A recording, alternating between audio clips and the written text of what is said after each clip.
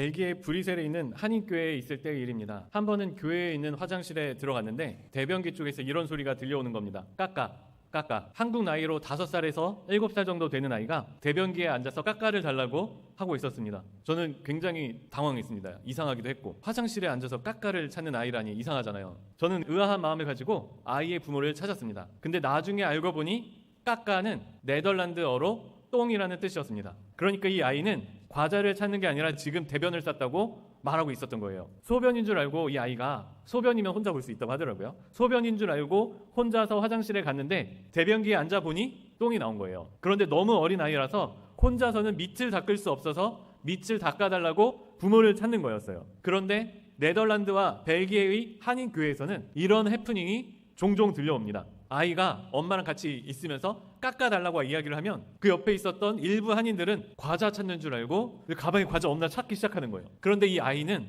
실제로는 과자가 아니라 지금 똥이 마렵다는 거였어요. 아이는 똥이 마렵다는데 어른들은 지금 다른 걸 찾고 있는 거죠. 까까라는 말은 같아요. 한국 사람들이 쓰는 까까나 네덜란드 사람들이 쓰는 까까나 나오는 소리는 똑같습니다. 그런데 그 의미가 다를 때 소통이 불통이 된다는 겁니다. 이런 비슷한 일이 같은 문화, 같은 언어를 사용하는 우리의 삶 속에서도 종종 벌어진다는 것이 실제 우리의 모습입니다. 그래서 우리는 대화할 때 몇 가지 주의점이 필요합니다. 먼저 상대방을 오해하지 않으려면 상대방을 이해하는 것이 필요합니다. 예수님의 일생을 보면 이해하기 어려운 부분이 한 가지 있습니다. 그냥 어른의 모습으로 짠 나타나면 될 텐데 아무 쓸모없는 어린아이 시기와 사춘기를 보내시고 어른이 되어서도 한참이 지나 30 즈음이 되어서야 공생의 사역을 하셨다는 겁니다. 그 당시 30이면 중년이에요. 중년. 15살부터 어른이니까 중년입니다.